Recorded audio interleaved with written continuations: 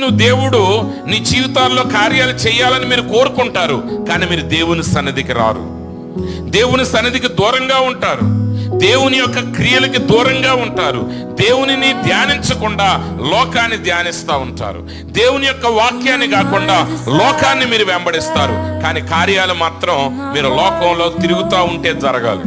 ఆయన సన్నిధిలోనికి వస్తేనే దేవుడు నీ జీవితాల్లో కార్యం చేస్తాడు. నువ్వు వాక్యంలోనికి రావాలి.